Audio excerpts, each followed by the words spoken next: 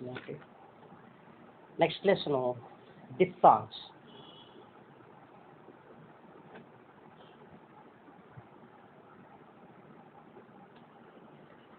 Next lesson ఏంటంటే diphthongs. అసలు diphthongs అనేటువంటి వాటిని గురించి పరిశీలించినట్లయితే మనం అసలు వాట్ ఈజ్ ఏ diphthong అనేటువంటిది ముందుగా తెలుసుకోవాల్సిన అవసరం ఉంటుంది. రెండు వొవెల్స్ కలిపి అంటే కలపగా వచ్చేటువంటి ధ్వని ఏదైతే ఉంటుందో దాన్ని diphthong అంటారు. రెండు అచ్చుల యొక్క కలయికని diphthong అని పిలుస్తారు. రెండు అచ్చుల యొక్క కలయికని అంటే ఇప్పటిదాకా మనం ఒక అచ్చును పలకడం నేర్చుకున్నాం. ఒక అచ్చే కాదు, రెండేసి అచ్చులు కలిపేటువంటి ధ్వనులు కూడా ఉంటాయి అని మనం దీని ద్వారా తెలుసుకోవాల్సిన అవసరం. జనరల్గా మామూలుగా బీఈడీ చదువుతున్న వాళ్ళకైతే అందులో ఫొనటిక్స్ అని ఒకటి ఉంటుంది. బీఈడీ చేశారా మీరు? చేయలేదు. బీఈడీ చేసే వాళ్ళకి అందులో ఫొనటిక్స్ అని ఉంటుంది. ఫొనటిక్స్ ఆ ఫొనటిక్స్లో వస్తాయి, ఈ diphthongs గురించి వస్తాయి. అందులో అచ్చు ధ్వనులు ఇంగ్లీష్లో ఒక పేపర్ ఉంటుంది, ఫొనటిక్స్ అని పేపర్ ఉంటుంది, అందులో వస్తుంది వాళ్ళకి. అంటే వొవెల్స్, diphthongs, తర్వాత ట్రైఫూన్స్ అని ఇలా ఉంటాయి. అందులో చెప్పబడుతుంది. వాళ్ళకి మామూలుగా ఉన్నటువంటి వాళ్ళకి అవసరం ఏం లేదు, ఎక్సెప్ట్ మన షార్ట్ హ్యాండ్ వాళ్ళకి అవసరం అవుతుంది. మన అవసరం ఉన్నంత కూడా మిగిలిన వాళ్ళు ఎవరికి ఏమి ఉండదు. మనమే ఎక్కువ వాడతాం, షార్ట్ హ్యాండ్ వాళ్ళే ఎక్కువ వాడతారు. అయితే ఆ బీఈడీ వాళ్ళకి కూడా కొంతవరకు ఉంటుంది ఈ ఫొనటిక్స్లో. అందులో diphthongs అని వస్తుంది. diphthong అంటే union of two vowel sounds అని అర్థం. Union of two vowel sounds అంతే, అంతకంటే ఇంకా. అంటే రెండు అచ్చుల యొక్క కలయిక, దాని ద్వారా ఏర్పడే ధ్వని, that is called a diphthong. అది ఇక్కడ మనం గమనించాలి. షార్ట్ హ్యాండ్లో diphthongs అనేటువంటివి 4 diphthongs ఉన్నాయి. అంటే ఇలా రెండు వొవెల్ ధ్వనులతో పలికేటువంటివి, అంటే టూ వొవెల్ సౌండ్స్తో కలపగా వచ్చే ధ్వనిని తెలియజేసేటువంటి సైన్స్. సైన్స్ అంటే ఇక్కడ SIGN అంటే గుర్తు అని అర్థం. సైన్ అంటే గుర్తు అని అర్థం. సైన్లు 4 ఉన్నాయి. ఏమి మిగిలినవి ఇంకా కొన్ని ఉంటాయి, అవి మనకు అవసరం లేదు, మన వరకు 4. అందులో మొట్టమొదటిది ఐ, రెండోది ఆయ్, మూడోది ఔ, నాలుగోది యు. ఇలా 4 రకాలైనటువంటి diphthongs ఉన్నాయి.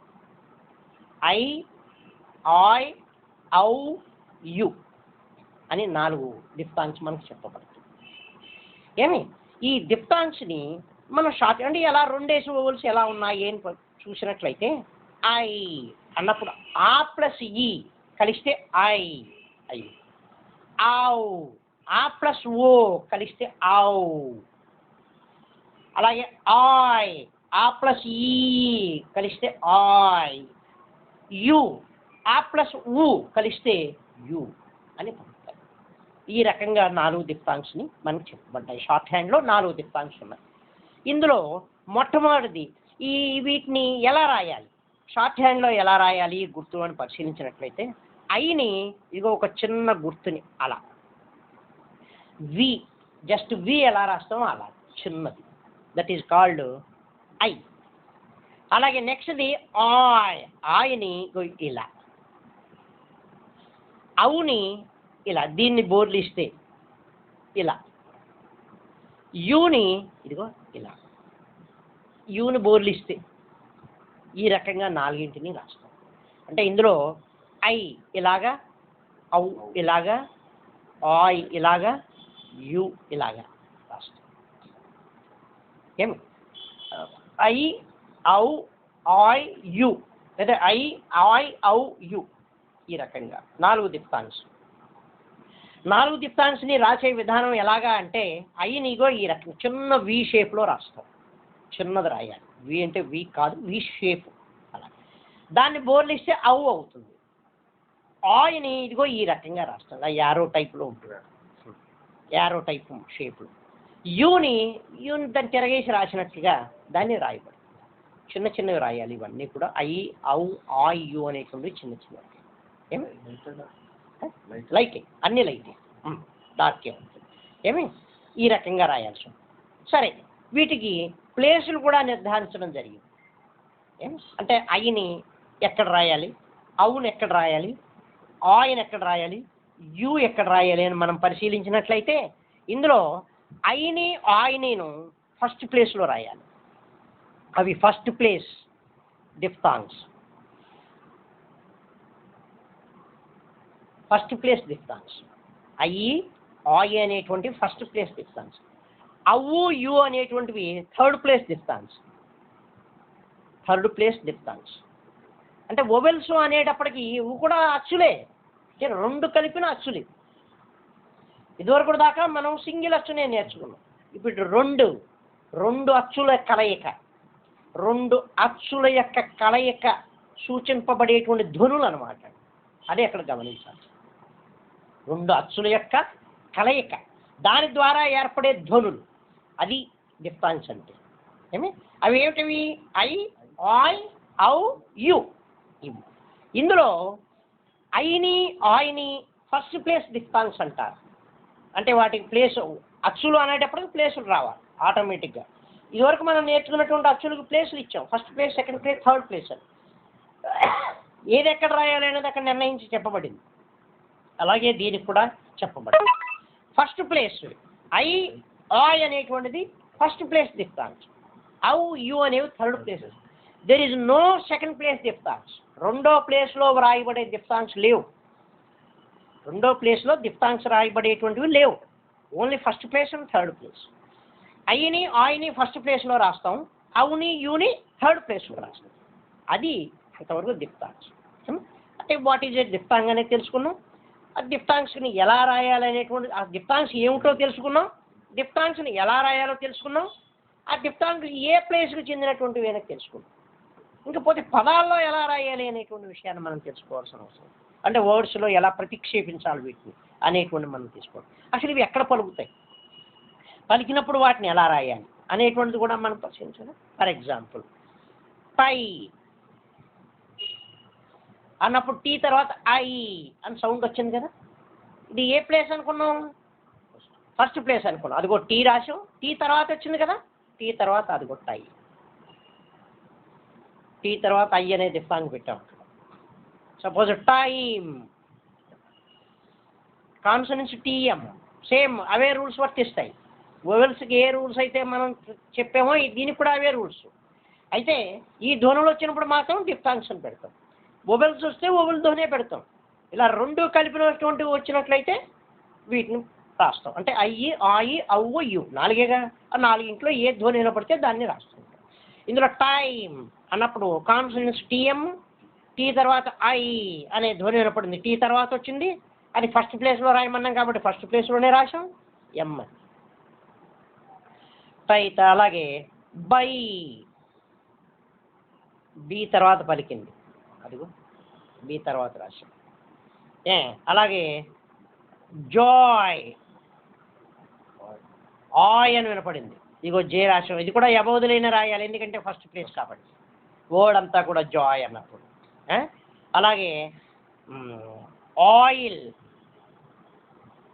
ఎల్, ఆయ్ అనే పలికింది, ముందు పలికింది, అదిగో ముందే రాశాం ఆయిల్ అన్న. అలాగే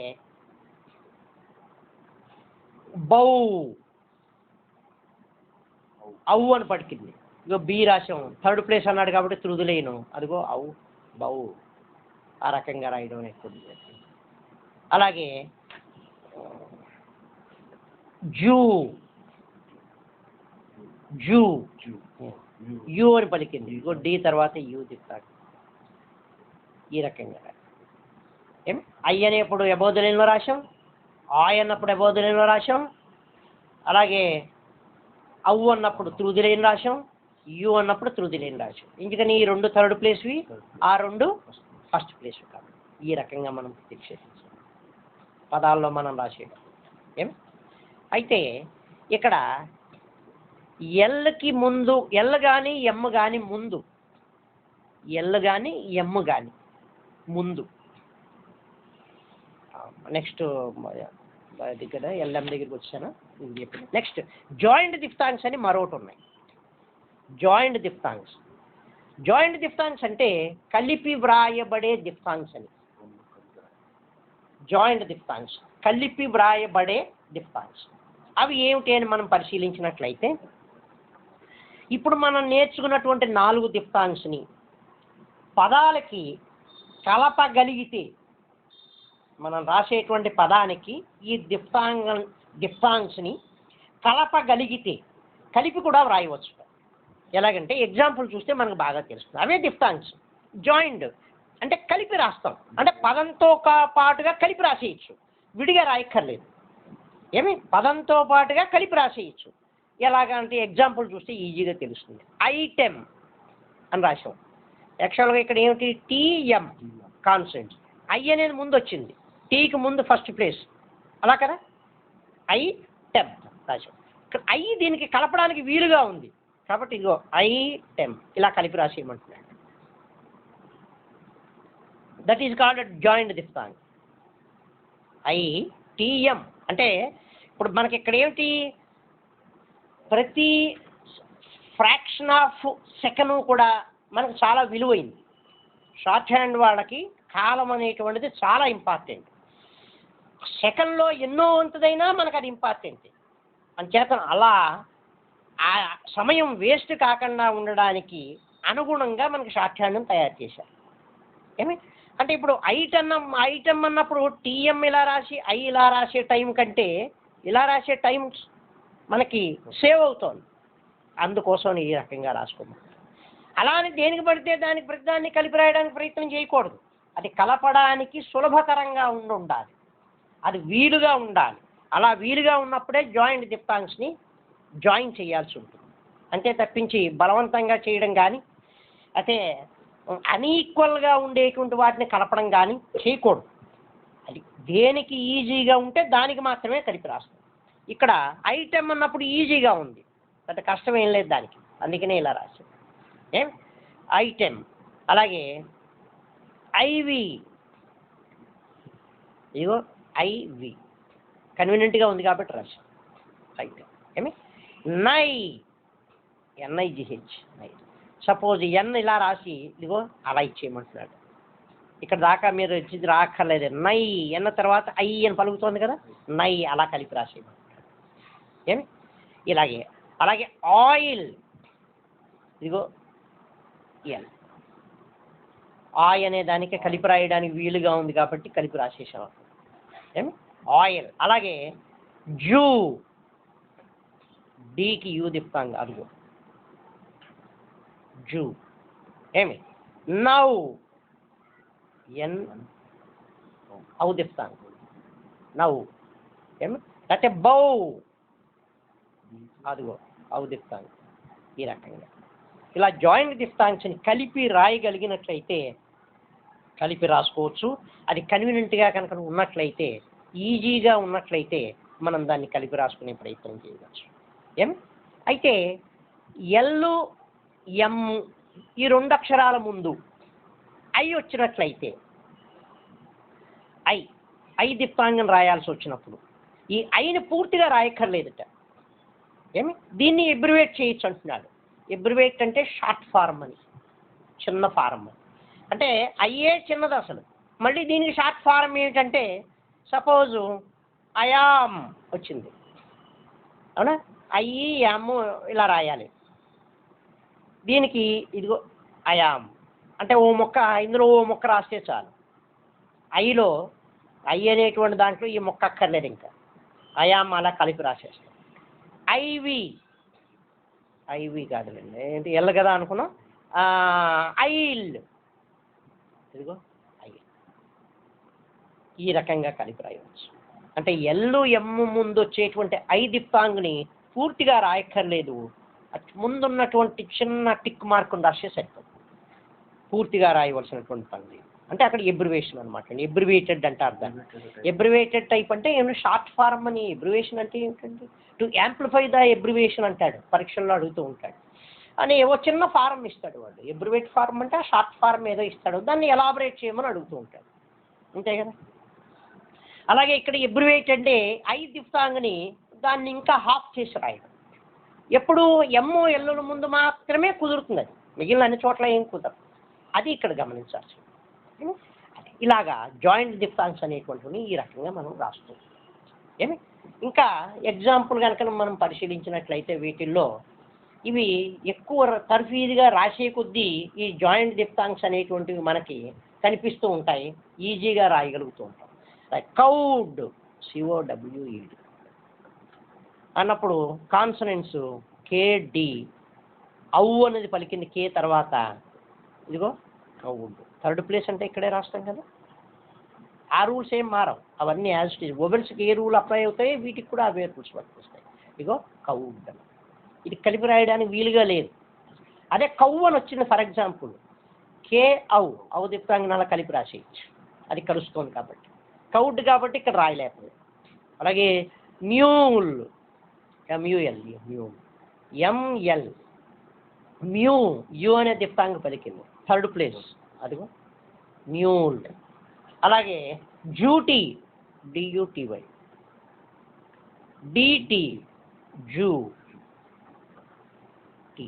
ఈ యు దిప్తాంగని చూసుకోవాలి. యు దిప్తాంగ అనేది అలా ఉండాలి, అలా సాఫ్ట్గా ఉండాలి. ఇక్కడ అవు దిప్తాంగ ఇలా ఉంటుంది.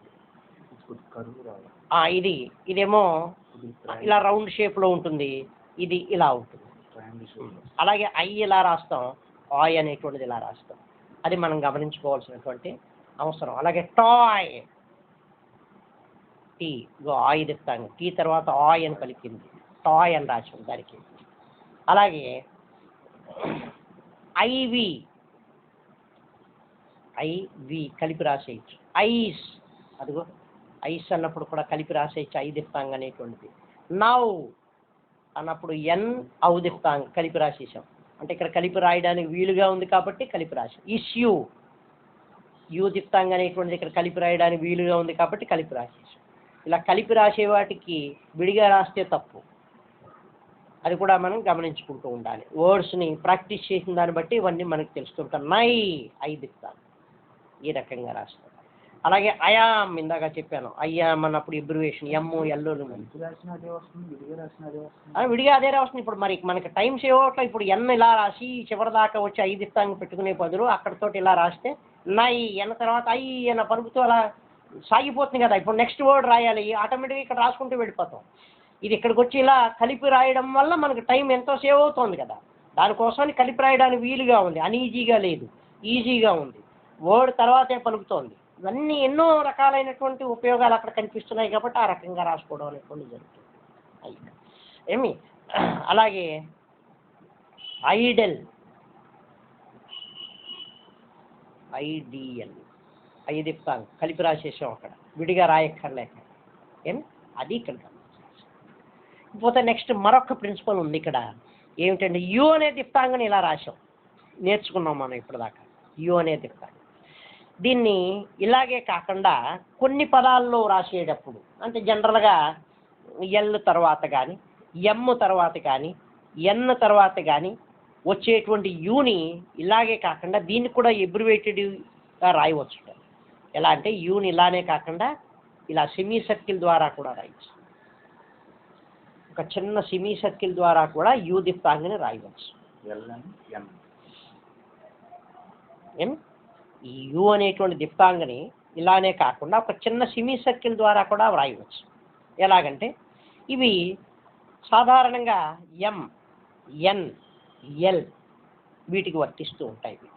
MN L వీటికి తర్వాత వచ్చేటువంటి ఎల్ని ఇలా ఎబ్రివేటెడ్ లేక సెమీ సర్కిల్ ద్వారా కూడా యు దిప్తాంగని వ్రాయవచ్చు అని తెలియజేయబడుతుంది. అంటే ఫర్ ఎగ్జాంపుల్ వాల్యూ అని వచ్చింది, కలిపి రాస్తున్నాం కదా, వి కదా, VL యు దిప్తాంగ. అంటే విడిగా ఇలా రాసి ఇలా అనే అక్కర్లేకుండా VL న్యూ, NEW, న్యూ. అలాగే మ్యూ, M, సెమీ సర్కిల్ అంటారు దీన్ని. సర్కిల్ని హాఫ్ చేస్తే అని అర్థం. యు దిప్తాంగని ఇలానే కాకుండా ఇలా సెమీ సర్కిల్ ద్వారా కూడా వ్రాయవచ్చు. సాధారణంగా వీటికి దేనికి రాస్తాం, MN L. వీటి తర్వాత వచ్చేటువంటి యు దిప్తాంగిని సెమీ సర్కిల్ ద్వారా కలిపి వ్రాయవచ్చు అని మన రైటర్ గారు మనకి తెలియజేస్తున్నారు. అందులోనే భాగంగా వాల్యూ అయితే క్యూ, కే తర్వాత కూడా క్యూ సియుఈ, కే యు దిప్తా, కే యు క్యూ అయిపోయింది కదా. మరి థర్డ్ ప్లేస్ కదా, థర్డ్ ప్లేస్ అంటే కే హారిజాంటల్ కాబట్టి ఆంధ్రేయమే కదా రాయడం. క్యూ మ్యూ ఇది కూడా ఆంధ్లే, ఎందుకని త్రూ ది లైన్ రాయడం కుదరదు కదా. హారిజాంటల్ స్ట్రోక్స్ కేగే ఎంఎన్నింగిల్కి హారిజాంటల్ స్ట్రోక్స్ కాబట్టి third place through the line రాయడం కుదరదని చెప్పుకున్నాం కదా. అదే ప్రిన్సిపల్ వర్తిస్తుంది. ప్రిన్సిపల్స్ ముందున్న ప్రిన్సిపల్స్ ఏమి మారవు, అవే ప్రిన్సిపల్స్. క్యూ మ్యూ ఈ రకంగా రాయవచ్చు. అది ఇంతవరకు ఇవన్నీ కూడా జాయింట్ దిప్తాంగ్కి సంబంధించినటువంటి వ్యవహారాలు. ఇకపోతే జ్ఞాపకం ఉండదు అక్కడ దాకా చూడండి. ట్రైఫోన్ సంగతి రేపు చూద్దరు కానీ ఎందుకంటే ఎక్కువ చెబితే ఇందులోనే చివరకు వచ్చేప్పుడు జ్ఞాపకం ఉండకపోవచ్చు కదా అని చేస్తారు. దిప్తాంగ్స్ అనేటువంటి 4 దిప్తాంగ్స్ ఉన్నాయి. ఐ, ఔ, ఆ, యు. ఏమి ఇందులో ఈ 4ంటిని ఎలా గుర్తులు ఎలా చూపించాలి అన్నది అక్కడ రాశామ్మా. ఈ 4 దిప్తాంగ్స్ని ఏమి అంటే దిప్తాంగ్ అంటే ఏం చెప్పుకున్నాం మనం, 2 వొవెల్ ధ్వనుల యొక్క కలయిక ద్వారా ఏర్పడే ధ్వనిని దిప్తాంగ్ అంటారు. అంటే యూనియన్ ఆఫ్ 2 వొవెల్ సౌండ్స్ అని ఇంగ్లీష్లో అంటారు. తెలుగులో చెప్పినట్లయితే దానికి 2 అచ్చుల యొక్క కలయిక ద్వారా ఏర్పడేటువంటి ధ్వని ఏదైతే ఉంటుందో దట్ ఈస్ కాల్డ్ ఏ దిప్తాంగ్ అని మన రైటర్ గారు పిట్మెన్ గారు మనకి తెలియజేశారు. ఏమి ఇవి 4 షార్ట్ హ్యాండ్లో 4 దిప్తాంగ్స్ ఉన్నాయి. ఐ, ఔ, ఆ, యు అనేటువంటి దిప్తాంగ్స్. వీటిని ఇదిగో ఈ రకంగా రాయాలి. ఐ అనేటువంటి దాన్ని ఇలాగా, ఆ అనేటువంటి దాన్ని ఇలాగా, ఔ అనేటువంటిది ఇలాగా, యు అనేటువంటిది ఈ రకంగాను రాయాలి. ఇందులో ఐ, ఆ అనేటువంటి రెండింటిని ఫస్ట్ ప్లేస్ దిప్తాంగ్స్ అంటారు. ఔ, యు అనేటువంటి ఈ రెండింటిని థర్డ్ ప్లేస్ దిప్తాంగ్స్ అంటారు. పదాలకి ఈ ధ్వనులు ఎక్కడ వస్తే ఆ గుర్తులు అక్కడ అరేంజ్ చేయడమే, వేరే ఏమీ లేదు. ఏ పదానికి అయినప్పటికీ కూడా ఈ ధ్వనులు వినిపిస్తే ఆ గుర్తులను ఇండికేట్ చేయడమే. ఓవెల్ రూపంలో ఉండేటువంటి ఓవెల్స్ కింద ఓవెల్స్ని ఏ రకంగా అయితే మనం ఇంప్లిమెంట్ చేసామో అలాగే ఇవి ఇంప్లిమెంట్ చేయడమే, అంతకంటే ఇందులో ఏమీ కనిపించదు మనకి. ఇకపోతే నెక్స్ట్ వీటి తర్వాత జాయింట్ దిప్తాంగ్స్ అని ఉంటాయి. జాయింట్ దిప్తాంగ్స్ అంటే అచ్చులు ఈ యొక్క దిప్తాంగ్స్ 4ంటిని కూడా పదాలకి కలిపి రాయవచ్చు. జాయింట్ దిప్తాంగ్స్ అంటే పదానికి కలిపి వ్రాయబడేటువంటి దిప్తాంగ్స్ జాయింట్ దిప్తాంగ్స్ అంటారు. ఏ పదానికైనా సరే ఈ దిప్తాంగ్స్ కనుక కలిపి రాయగలిగితే ఆ రాసేటువంటివి ఎలా ఉండాలంటే ఈజీగా ఉండాలి, అంతేగాని బలవంతంగా రాసేటువంటి పదాలకు ఉపయోగించకూడదు. అవి ఈజీగా కలపగలిగినట్లయితే కలిపి కూడా వ్రాయవచ్చు. అవి సెకండ్. నెక్స్ట్ ఈ జాయింట్ దిప్తాంగ్స్లో ఐని ఎబ్రివేటెడ్ కింద కూడా ఉపయోగిస్తాం. వేటికంటే కేవలం ఎల్లు ఎమ్ము ముందు వచ్చినప్పుడు మాత్రమే. ఎల్లు ఎమ్ము ముందు ఐ అనేటువంటిది వచ్చినట్లయితే ఎబ్రివేటెడ్గా వ్రాయవచ్చు అని మనకు తెలియజేస్తాడు రైటర్ గారు. నెక్స్ట్ పాయింట్ దగ్గరికి వచ్చినట్లయితే కేఎంఎన్ఎల్ వీటికి తర్వాత వచ్చేటువంటి యు దిప్తాంగ్ని సెమీ సర్కిల్గా కూడా వ్రాయవచ్చు. సెమీ సర్కిల్గా కూడా వ్రాయవచ్చు, కలిపి రాయడం. అంతే ఈ విషయాన్ని మనకి ఇందులో తెలియజేస్తాం. అది ఓకే. ఒకసారి ఇందులో ఏం చేస్తారంటే జాయింట్ దిప్తాంగ్స్ లెసన్ని ఒక్కసారి ఇందులో ఉంటుంది, లెసన్ ఒకసారి దీన్ని చదువుకుని అప్పుడు లెసన్లో ఉన్న వర్డ్స్ అన్నీ వద్దు, ఎంతవరకు రాయొచ్చు అంటే ఇక్కడ దాకా రాయచ్చు, ఈ పదాలు మాత్రము రాయొచ్చు. ఓకే, ఇక్కడ దాకానే అయింది మనకి, ఇంతవరకు చెప్పడానికే అంతవరకు వచ్చింది. ఓకే, ఇక్కడ దాకా వాల్యూ వరకు రాయొచ్చు. ఇంకా ట్రైఫోన్ ఇంకా చెప్పలేదు కదా, వాల్యూ వరకు మనం రాయొచ్చు. అదే